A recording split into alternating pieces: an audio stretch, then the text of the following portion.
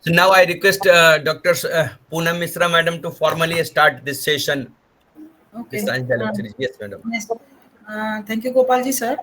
Now it's again a time for a very interesting talk by Professor Sushila Man, ma'am, who will be talking today on the topic which is related to the detection of pathogens via the novel molecular techniques. So, before introducing the topic and details of our today's speaker, just a brief introduction about the Science Dialogue series for the everyone. So, this Science Dialogue series is आवाज में being कुछ कहीं से background madam, तो वो थोड़ा सा mic को अभी म्यूट कर लीजिए सुशीला मैडम। Okay. वो शायद इको, हाँ हाँ, यस बोलिए। so this Science Dialogue series is being initiated almost 1.5 years back, uh, and the single motive of this Science Dialogue series was to bring the experts from the different domains to decipher their knowledge, their expertise they have gained from the last 10 to 15 years, or even some of our speakers who have been on this platform, they have the experience of more than 40 years. They have also delivered this their talk pertaining to their expertise to our participants, that all free of cost with the effort of Dr. Gopalji sir. They all have graciously accepted the invitation and delivered their talk pertaining to their expertise. So a big thanks to all of them. And now coming to today's speaker, to Professor Sushila Man, ma'am. So, ma'am, is currently working as a professor and head at the Department of Animal Biotechnology, College of Veterinary Science, Lubas, Hisar.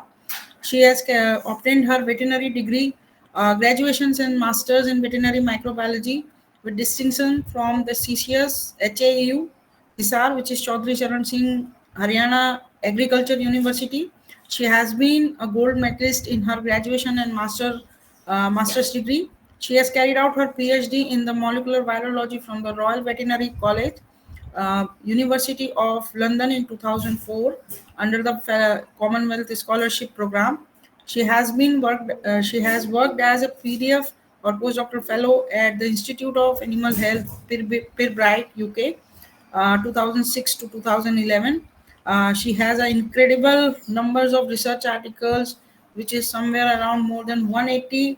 Along with that, she has contributed to the scientific community in the form of 31 book chapters.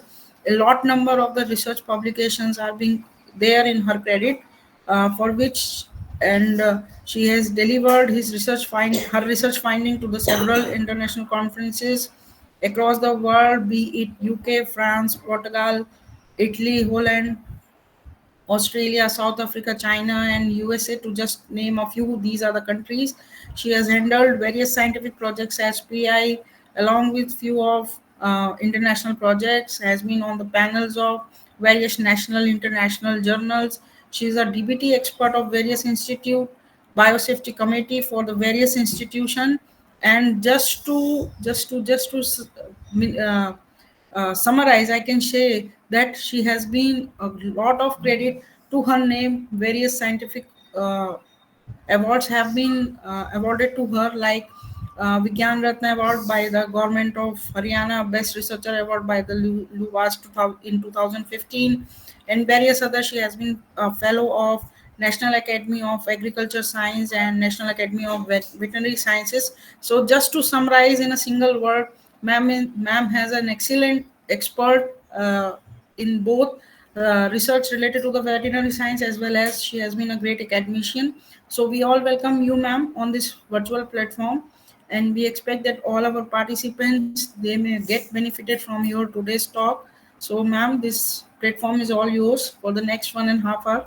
So we definitely benefited from your lot of experience.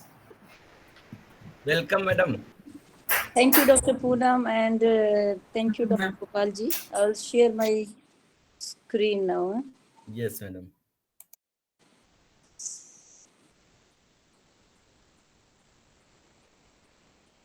Is it visible? Yes, madam. Okay. Full the screen में कर दीजिए इसको। हाँ कर दिया doctor. Yes, yes, madam. Okay, let us start. Good evening to all the participants who have joined this webinar today. I must congratulate Dr. Gopalji and Madam Mishra for initiating this wonderful science dialogue series. I'm sure all the participants are benefited from this kind of science talks. And I'm very thankful to both of you, Dr. Gopalji and Dr. Mishra, for inviting me at this platform and to interact with the participants. So let's come to the topic, and thank you for the nice introduction Madam has given. Thank you so much, both of you. So today's topic is novel molecular techniques for pathogen detection. The topic I have kept is quite broad, covering lot many techniques of molecular biology techniques, because of the keeping in view the diverse participants they must join this webinar. So a bit of background, like molecular biology, we all know this is a science of biomolecules, and biomolecules include like protein, fatty acids, nucleic acid, and nucleic acids are sort of more popular in terms of biomolecules for development of assays. Like others are also there like protein, but nucleic acid are more popular. So the application of molecular biotechnology techniques, they are endless in medicine, but some of them are listed here. Like these techniques have been used for classification of organism based upon their genetic relatedness. We call it as genotyping. Then the identification and confirmation of isolates that we obtain from cultures, bacterial, viral, fungal cultures. Then for early detection of pathogen in clinical samples, rapid detection of antibiotic resistance, detection of mutations in microorganism, differentiation of toxigenic from non-toxigenic strains of pathogens. Apart from this, these techniques, they play a wonderful role in detection of microorganisms which have lost their viability during the transport. We come across samples that they come for the after long transport, and we have very bare small amount of the nucleic acid left. Still, we can diagnose those samples for detection of those microorganisms which are impossible to grow, which are dangerous and costly to culture, and those which are present in extremely small amount of number in the clinical sample. We face this problem a lot more time. Apart from this, their role in clinical microbiology, these techniques can be used for identification of abnormalities in human animals and also for the forensic medicines. So there are various techniques listed here. Some are old techniques, some are new techniques. Old techniques include like earlier the plasmid profiling used to be done, mole percent GC content, RFLP, pulse field gel electrophoresis, and nucleic acid hybridization. So for the today's lecture, we ignore the old techniques, and some are the new techniques like here, amplification techniques. You can amplify the signal, you can amplify the probe, and you can do the target amplification. And more recently, isothermal techniques have come in the field of diagnostics. And then other techniques are like nucleotide sequencing, microarray, DNA chip, and bead-based technology is there. So I'll focus more on the new techniques. Some of the techniques I will touch upon. Others I will do a little bit of detail for those techniques which we are using in our laboratory here in Hisar. So nucleic acid amplification is very important process in biotechnology and molecular biology. And because the sensitivity of DNA-based method can be enhanced by amplification of either the signal or the probe amplification or the target amplification. The three type of amplification techniques that are there. So I will cover one by one. First of all, signal amplification. We call it SMART. What happens here is we do not amplify the nucleic acid, but we amplify the signal. How it is being done is DNA, double-stranded DNA is denatured to a single-stranded molecule. Then a capture probe, which is attached to the solid phase, is attached to this single-stranded DNA molecule. Then we add the extender probe that binds to the other portion of the single-stranded DNA probe. Then we add the DNA multimer. Followed by this DNA multimer binds to this extended probe. Then we add the reporter probes which binds to this DNA multimer, and this signal is detected. So we are enhancing the, we are amplifying the signal here without doing any target amplification. Another method is SMART technology, a signal amplification method again. This uses two probes, F1 probe and F2 probe. They bind to the target molecule in such a way that they form a three-way junction here. And the 3' end of the three-way junction has a single-stranded inactivated form of T7 RNA polymerase promoter sequence, which is activated by extension of the 3' hydroxyl group of this extension probe by BST DNA polymerase. And once it is extracted, we see the amplification of the RNA signal. And this is detected by a method called ELOSA, enzyme linked in oligosorbent assay, which is different to the ELISA, which is an immunological technique, enzyme linked immunosorbent assay.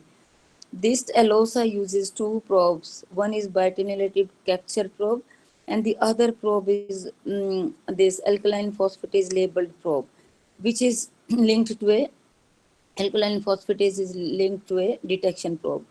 So non-specific nucleic acid and three-way junction probes are removed, and this is then followed by binding on a streptobidine-coated wells, and RNA signal is detected with a color change. This is a quantitative technique as well. So these two techniques were dealing with the signal amplification. We are not using this in the lab, so hence I'm going in very quickly over these. Then the probe amplification techniques are there. Ligase chain reaction is one of the example. How it is done? This uses a set of two pair of probes. So DNA is denatured. First pair of probes shown in red binds to the complementary sequences. Then this probe is ligated with the DNA ligase. DNA ligase enzyme has the property to ligate two ends of the DNA molecule. Then these two strands are separated again. Then the another set of probe binds to the first set of probe. And again, this is second set of probe is shown in blue. This is ligated with the DNA ligase. Then the two strands of the probes are separated, followed by a probe binding to the newly formed target strand. And like this, the probe pairs are ligated, resulting in production of two copies. And this process is repeated several times to exponentially increase the probe number. This is how the ligase chain reaction works. Then we come to the target amplification technique, one of the most important, and we are using in our day-to-day molecular biology experiments. That here the example of target amplification is polymerase chain reaction, real-time PCRs. Then the nucleic acid sequence-based amplification, we call it as NASBA or 3SRs, self-sustaining sequence replication. And other is strand displacement amplification. So PCR, we all know it works on the principle of the denaturation of strands followed by primer annealing at right temperature, then the extension of primer with the DNA polymerase. So without describing the polymerase chain reaction, I want to describe here one of the techniques that I developed myself during my PhD program. This is called as FLAG technique, full length amplification of cDNA. This is such a wonderful technique that this is still being used globally. Actually, I was working on Reoviridae family, a family that is a very big family of RNA viruses that has 15 genera, and it includes the double-stranded RNA viruses in that. And the RNA genome of those viruses is segmented. And this family of viruses have very important viruses that infect human, animal, plant, reptiles, insects, everywhere. Like rotavirus is one of the example that is responsible for causing diarrhea in the human beings and animals.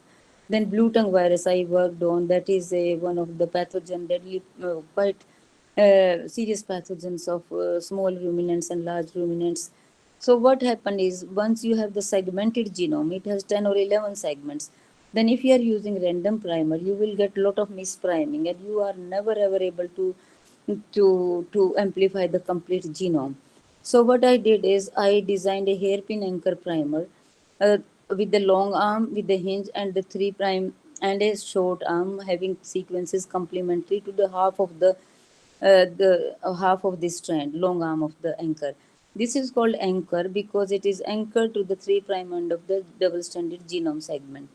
Then when we do the RT, this folded portion of the anchor primer make the cDNA copy. So in the RT reaction, we don't add any primer. And then PCR is accomplished with the primer, which is complementary to this long arm of the anchor primer. And like this, we could do the complete amplification, or complete cDNA RNA copies we can convert into cDNA. And this technique has revolutionized the genetic study of these viruses. So it is still being used in spite of the, so we could avoid cloning step here. I'm not going into the detail. Without cloning, you can do the direct sequencing of the PCR product. If anyone has question, I can answer later on. So this is one of the example of PCR modification. Then similar to PCR is the real-time PCR or qPCR or quantitative PCR. This is this uses fluorescent reporter dye, which combines to DNA amplification and detection step takes place in a single tube format. So we this is very sensitive technique. So increase in fluorescent signal is recorded during the assay, and the increase in fluorescence is proportional to the amount of DNA that is synthesized during each amplification cycle. So real-time PCR we are very familiar with after the corona episode because everyone knows the terminology now. So there are different chemistries in the real-time PCR. Like one is cyber green chemistry. In the cyber green chemistry, you use only 2' to amplify. And the cyber green is the DNA binding dye that binds to the double stranded DNA molecule. So this is very cheap to use. You just need 2' for the amplification. And in the master mix, you have the cyber green dye. But you have to choose when to use cyber green, when not to use cyber green. So if your assay is highly optimized, you are very confident you will not get any non-specific reaction, then go for cyber green. Or if you want to screen large number of samples, then it is cheaper to use cyber green. But if you are doing amplification of rare transcripts, or if your assay is not highly optimized, then better to avoid cyber green because it can bind to any double-stranded DNA, like the primer dimer also, it can bind and it can give false positive reactions. Another chemistry is Techman chemistry, where we use the 2' and a hydrolysis probe, which is designed from the center of the 2 forward and reverse primer. This probe contains a fluorescent dye at its 5' end and the quencher at its 3' end. So it is dual dye labeled probe. So once the amplification is started by adding by Taq polymerase, primer extension will be there. This probe will be hydrolyzed. So once this is not in use, so the whatever fluorescence is being generated by the fluorophore, it is absorbed by the quencher, so there is no fluorescence. But after the start of reaction, probe get hydrolyzed, and this fluorophore gets away from the quencher, and increase in fluorescence is detected by the machine. So more the fluorescence, increase in fluorescence, more is the amplification. So there are certain modification of Techman probes to increase the specificity, like molecular beacons or scorpions. So they are similar, like when they are not in use, this stem loop structure, they are in the form of stem loop structure when they are not in use. The sequences of the stem loop, they are complementary to the target strand, and these stem sequences are complementary. So when they are not in use, they will like that. But after the denaturation and annealing, the loop sequences will attach to the your template. Again, the reaction will start. Probe will be hydrolyzed. Fluorophore will be away from the quencher, and likewise, you will not get. The fluorescence is detected by the machine. Then another chemistry is the light cycler or the hybridization probe. This is a bit different. It uses 2 probes which are designed in a head to tail fashion from the adjacent sequences. The upstream probe has a fluorescent dye at its 3' end, and the downstream probe has a rhodamine dye at its 5' end. So when they will anneal to the target, the fluorescent dye is excited by light source, and the energy from this fluorescent dye is transferred to the rhodamine, and this process is called as FRET, fluorescence resonance energy transfer. And the machine is programmed to detect the rhodamine signal. This is how the light cycler chemistry works. So in another slide, this is how you see the real-time graph, the log view of the real-time amplification plot. So this is important, 2 things are important. Threshold line. This is the threshold line. This machine will put it in the center of this log face, in the vertical face. Or you can adjust the threshold line manually also. So your sample will be positive after it closes this threshold line. And this whole thing below is just the noise. And once at the cycle number at which it crosses this line, this is called as cycle threshold or CT value or CP value, crossing point value. So the lower the CT value, higher will be the amplicon and vice versa. So this is about the real-time PCR, but these target amplification techniques like PCRs, real-time PCR, conventional PCR, they have certain, although they are beautiful techniques, but they have certain limitations. You need a costly equipment, then contamination chances are there. This is there in all of the molecular techniques. You have to be careful. Then they are sensitive to certain class of contaminants or inhibitors in the sample. So sometimes PCR does not work, and they cannot be adopted into point of care diagnostics or where in the laboratory which have limited resources. So in these days there is a strong interest in developing a cost effective, robust and portable platform for early detection of pathogens. So again, coming to the limitation of some of the available diagnostics, some techniques like immunological techniques and others like virological techniques, they are less sensitive. Some are cumbersome, like serum neutralization, virus neutralization assays. They are really cumbersome, and they require sophisticated equipments. For need of the hour is to develop a user-friendly, cost-effective diagnostics and this isothermal nucleic acid amplification techniques. I have abbreviated it as INAT. They include LAMP, RPA, several techniques. They are the promising nowadays, and they are easily convertible into pen-side diagnostics. So WHO also have recommended that a ideal diagnostic test should be assured. Assured is acronym for affordable, sensitive, specific, user-friendly, robust and rapid, equipment free, and which is deliverable to the end user. So this is the list of isothermal amplification assay. Whole list is there. NASBA, LAMP, HDA, RCA, MDA, whole genome analysis using MDA technique. MDA is multiple displacement amplification. Then RPA, PSR, CPA, SMART, and SDA. So I'm not reading it all because I will come to some of them slowly. So majority of the isothermal amplification assay, they require multiple enzyme, 3 or more, and rigorous optimization like the RPA. But some techniques like RCA, LAMP, CPA, PSR, they can be performed at a constant temperature with a single enzyme. But some technique like RCA, they can only be used for circular DNA. Other technique like LAMP, although isothermal, it needs initial denaturation and multiple primers. PSR uses one enzyme, one set of primers. So I will talk about these listed techniques here more in detail about LAMP, RP, and PSR that we are using in our laboratory and have developed the assays. But others also, I will in single slide, I will show you how it works. Transcription-based amplification or NASBA or 3SRs.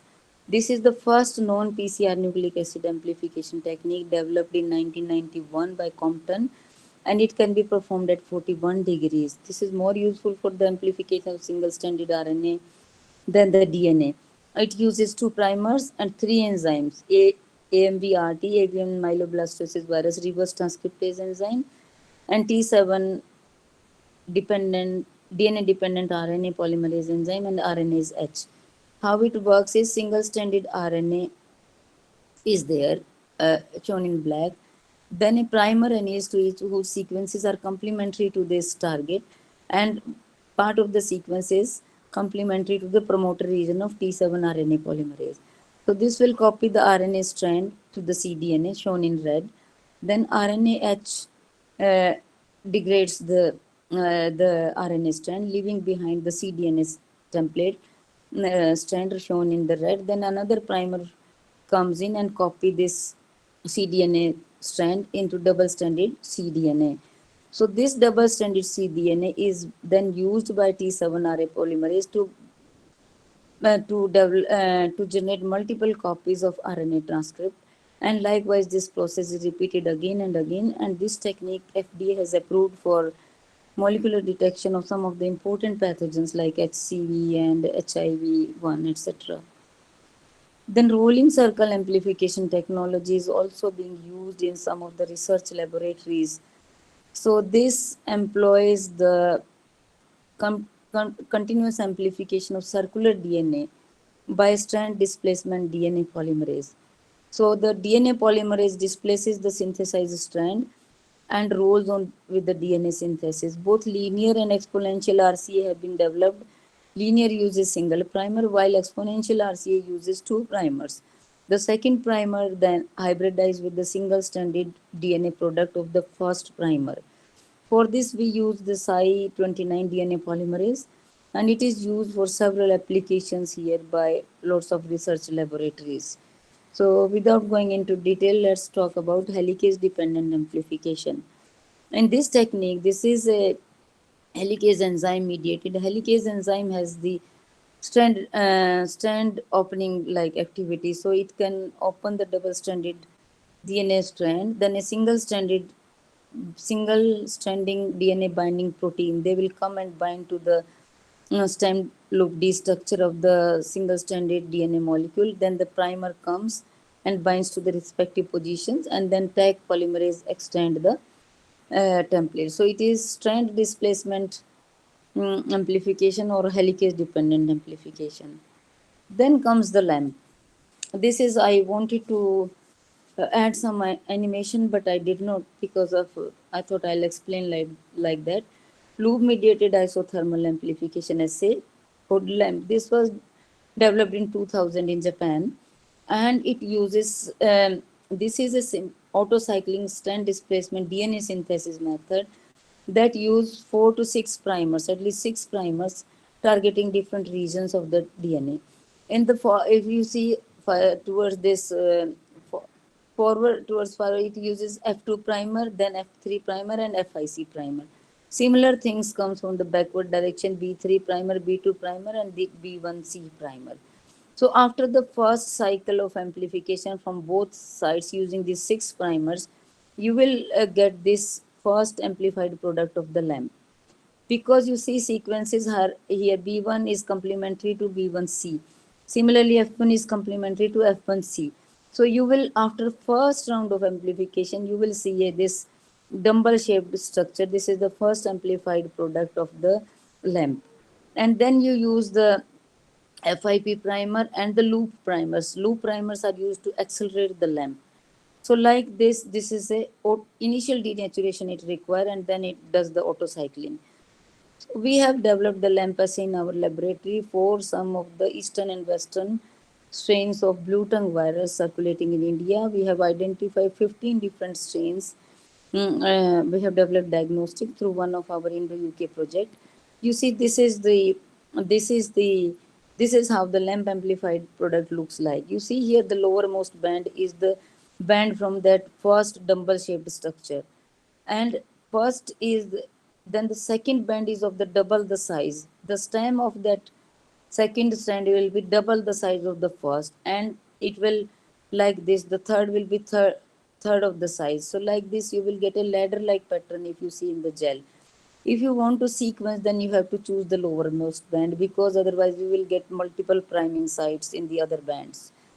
So this is such a wonderful technique that in less than 1 hour you will see 10⁻⁹ copies of the DNA molecule floating around in your lab. So you have to be really careful while working with the LAMP, because you get so much aerosol in the laboratory of the amplified DNA that you start to get positives in the negative sample also. So you have to be really careful.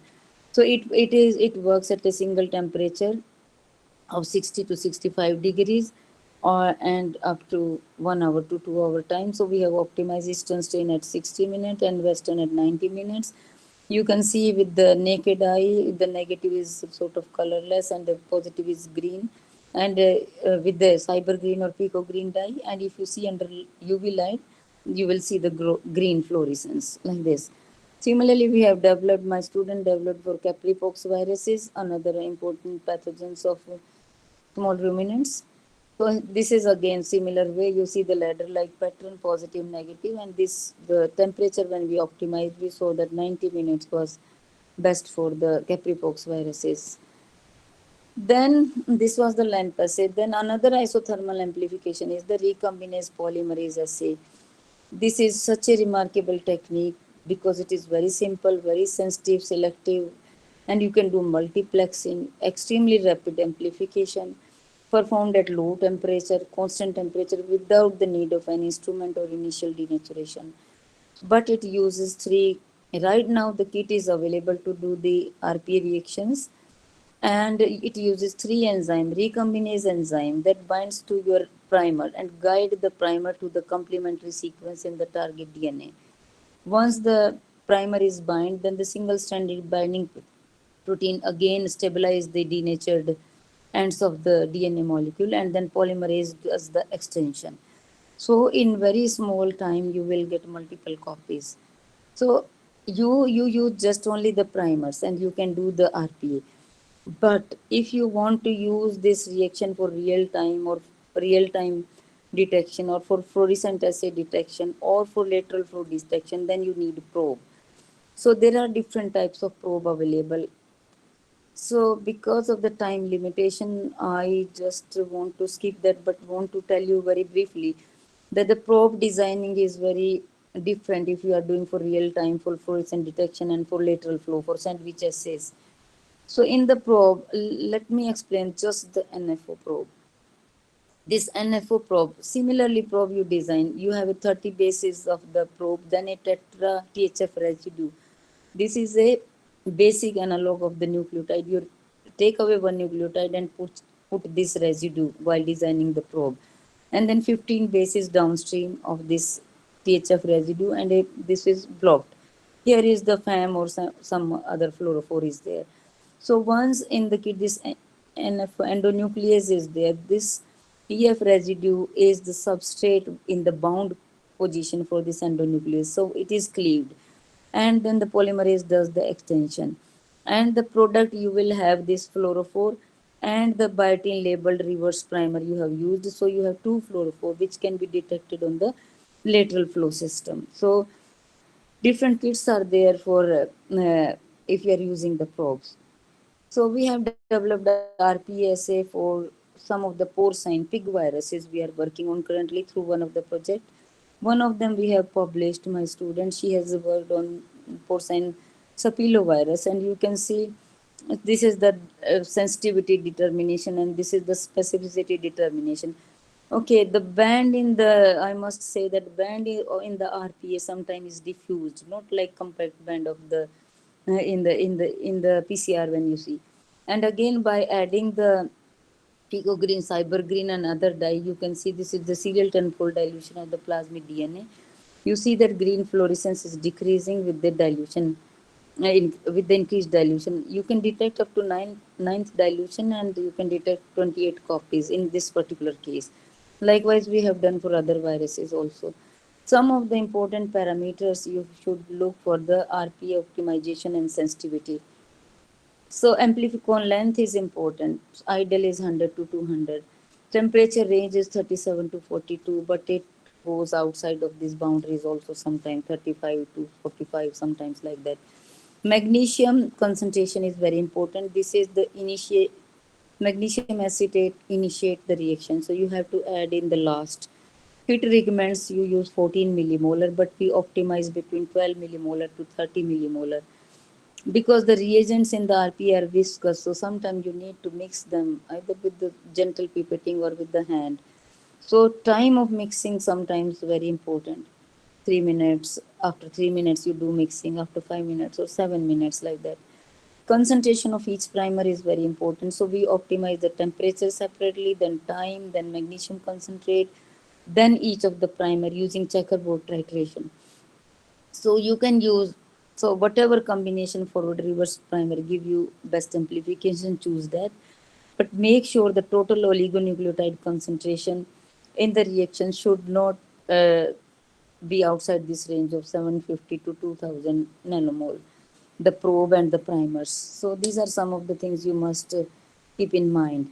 So we have developed the RPA in our laboratory for some of the ruminant, like those cloven-footed animals like blue tongue virus, bovine coronavirus, bovine rotavirus, and for lots of swine pathogens, classical swine fever, circovirus, sapillo, parvo, porcine enterovirus, and posa virus. Detection gel-based, I have shown you already. Colorimetry also, like Pico green, negative is colorless, positive is green, and lateral flow-based detection.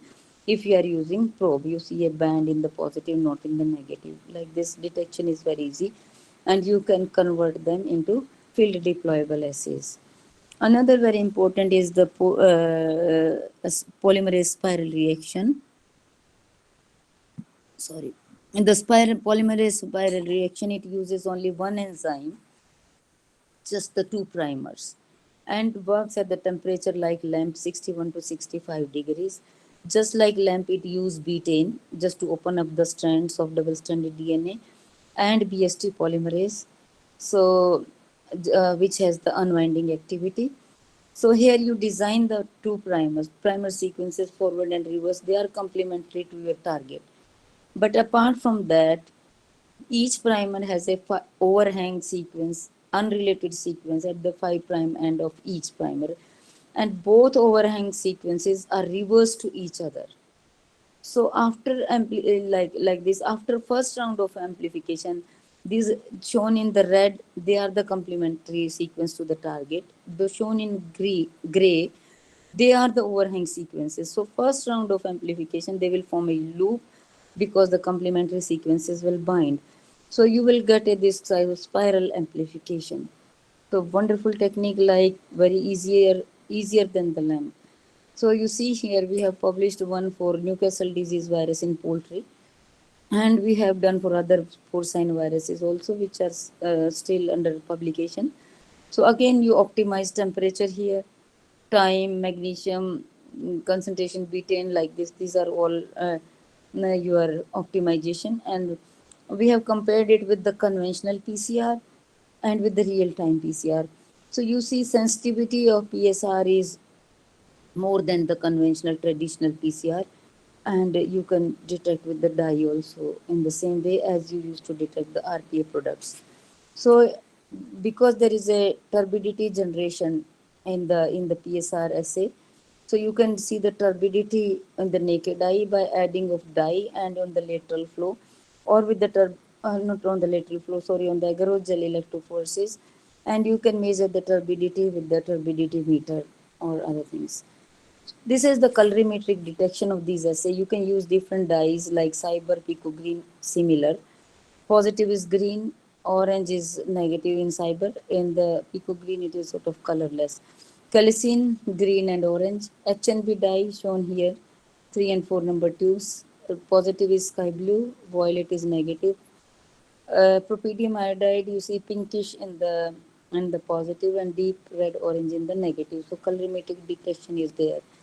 So I covered earlier, sensitivity of PSR is comparable to your real-time PCR, better than your conventional traditional PCR. You can detect the nucleic acid in nanograms and even femtograms. So all these nucleic acid amplification techniques, they are very simple, and all those advantages are there: robust, sensitive, rapid. You don't need any platform, cost effective.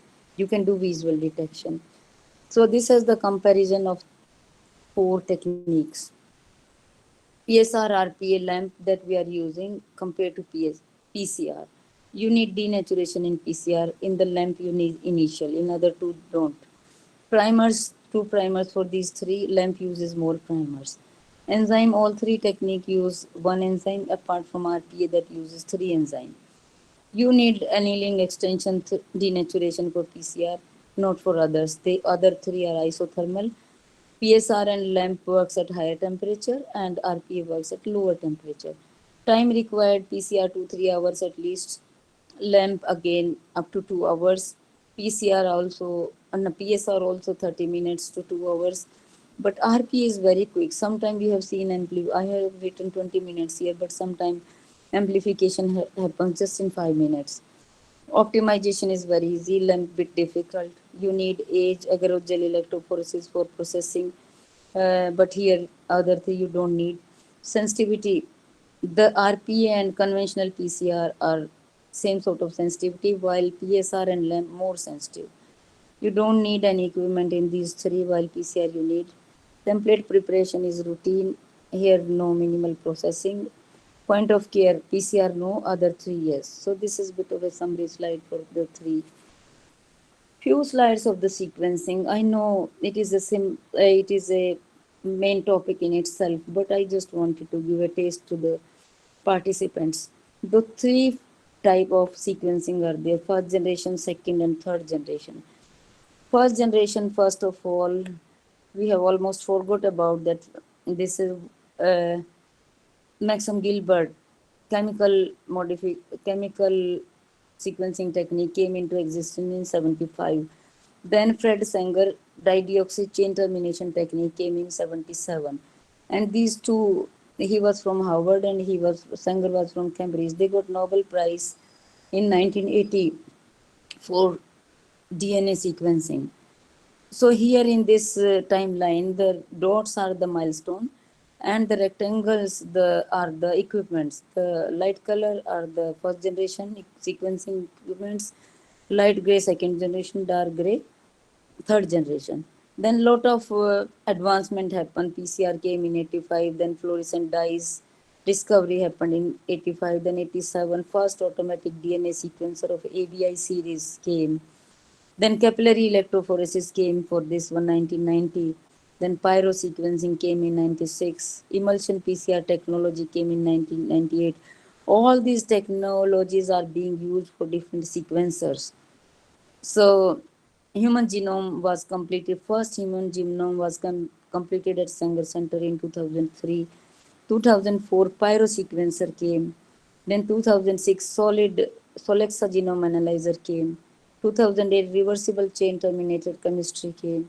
Then the third generation helicose sequencer, single molecule real-time sequencing came in 2009. In 2010, 1000 human genome project was completed. So 1000 people have volunteered to sequence their genome at the Sanger Center, Cambridge, and this project was completed. Then ion PGM machine came. Then PAC Bioscience machine came in 2018 and 11. And virtual terminator nucleotides chemistry came. And in 15, MiniON came. So you see the cost of per raw megabase of DNA molecule is decreasing. In like 24 years back, it was just about $5,000, and 10 years back, it was about 14 cents. So the cost is decreasing day by day. I myself done the molecular evolution course at Sanger Center in 2009. So this is the team there, and this is the pub down at the bottom, where Watson and Crick used to go, who have discovered this DNA double helical structure. So this was 10 days course was very interesting. So I think I skipped with the first generation technology. First generation, like the Sanger sequencing, it is just like your PCR. You use all the things you use for PCR, only one primer to read one strand. And then apart from the simple DNTPs, you have DNTP and di-DNTPs in a ratio of 1 in 100. So once it is also called cycle sequencing. So once the sequencing happens with every cycle, randomly DNA polymerase picks up this dideoxy and chain terminates there. And after 30 cycles or so, you will end up in DNA fragments. They are differing in one nucleotides. So if you do a capillary electrophoresis or gel electrophoresis, you can see a band differing in single nucleotide.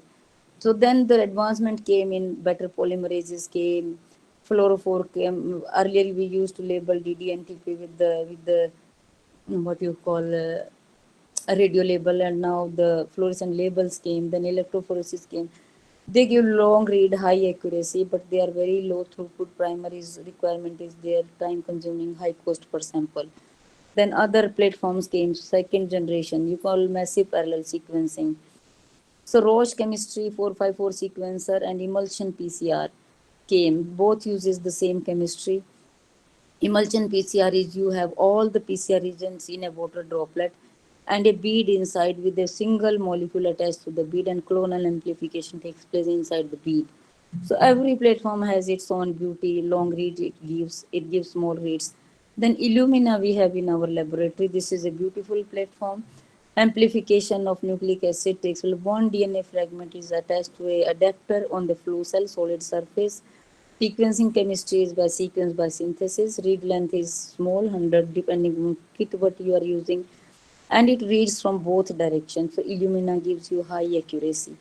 Then third generation you have beautiful, like you can do directly real time. You can sequence RNA also.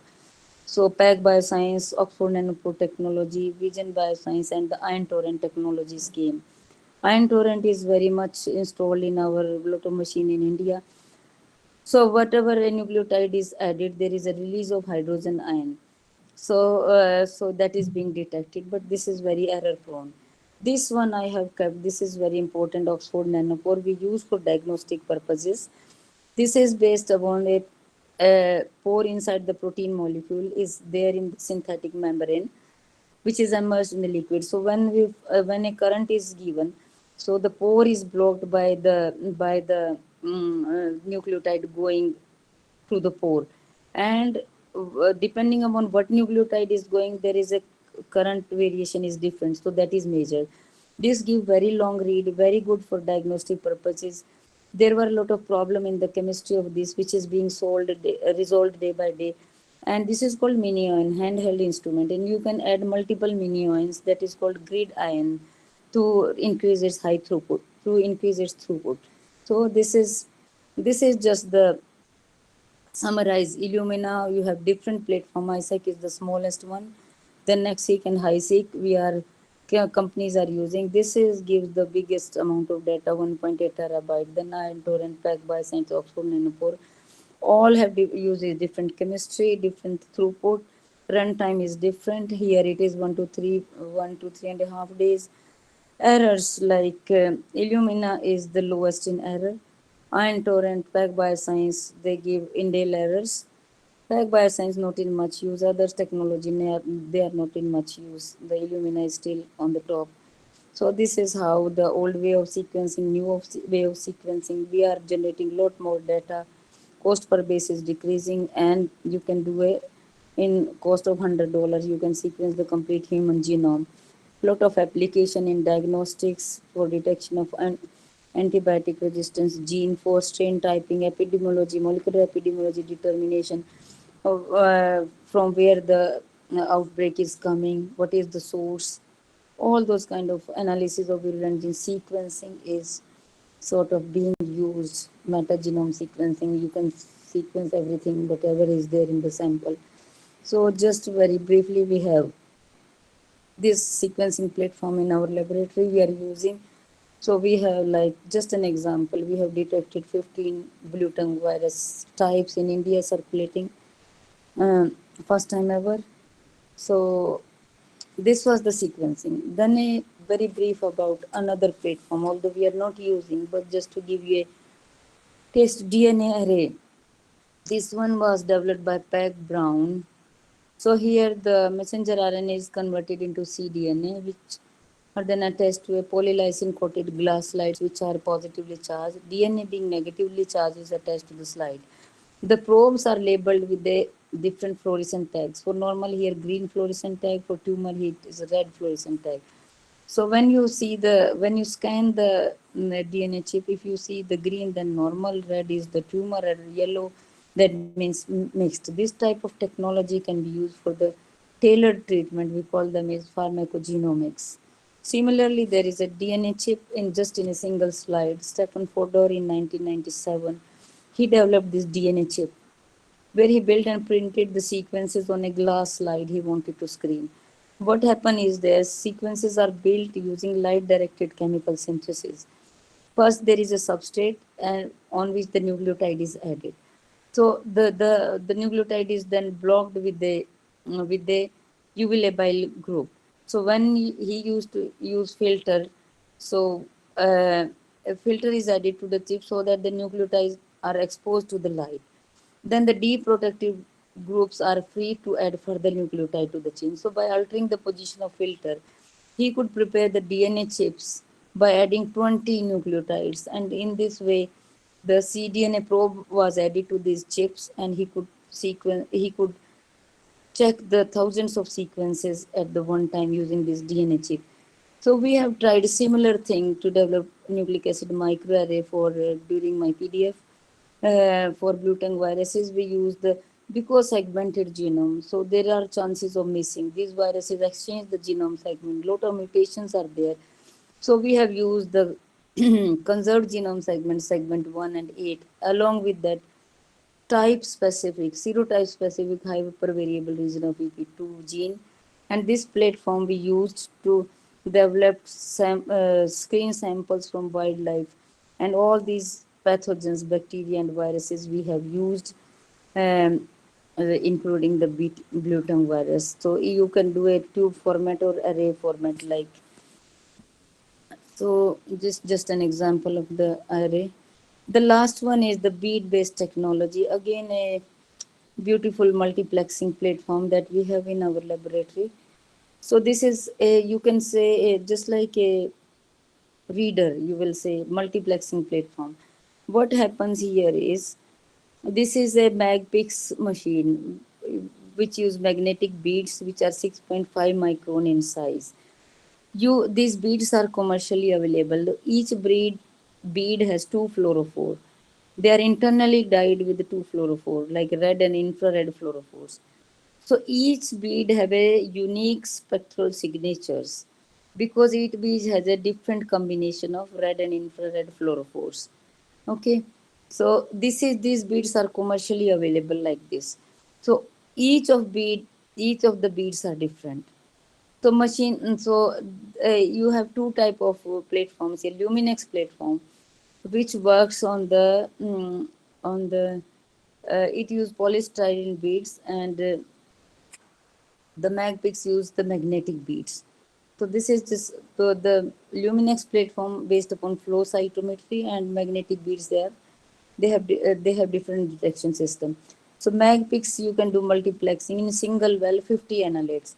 While in the Luminex two type of machines are there. In one you can do 100 multiplexing, in other you can do 500 multiplexing. So this is how it works. Just in a summary, you have done your, you can do antigen antibody profiling, you can do nucleic acid based probe based assays, you can do enzyme ligand based assays on this platform. We have done the lot of commercial platforms are available, like for gastrointestinal panels. If you read the literature, you will see people have used this technology a lot.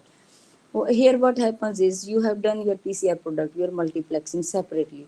Then you purchase the bead from the company, and each bead is, you hybridize a probe, specific probe. Like for probe, say for example, bead 1, I have labeled with blue tongue virus serotype 1 eastern strain. So three answers we get in a one time. So you have the labeled bead one side with the probe, and you have a PCR product other side. So you hybridize both, and then you read in the chamber. So sample is aspirated with the probe. Each sample is then drawn, and the beads are immobilized with the help of a magnet in a single line. Then you have two channels for detection. So the red channel, they are for the identification of bead, which like you have which bead number 1. So you know which serotype was attached on the bead number 1. And then this is for quantitation. The green one is quantitation. Those in 1 hour 96 wells you can read. This is the same way it is detected in the quantitation. It will see like this. So this is one of the paper we have published for simultaneous detection of enteric viruses in cattle, boa and rota, blue tongue and corona. So this is recently published, others are in pipeline. So it has a lot of applications, the bead-based technology. Like I told, the protein expression profiling, cancer markers, cardiac marker, gastrointestinal markers, lot of cytokine, chemokine, growth factors, lot of things are there. For validation and development of vaccine, antibody typing, protein-protein interaction or DNA-protein interaction studies, in the genomic research, and using this technology, 130 human papillomavirus have been identified. So this was, I guess, my final slide. With this, I will stop here with the saying of Louis Pasteur, who has given the technology of pasteurization, fermentation, and vaccine technology, that science knows no country, because knowledge belongs to humanity and it's the torch which illuminates the world. So with this, thank you very much for your kind attention, for listening to me for exactly 1 hour, I guess.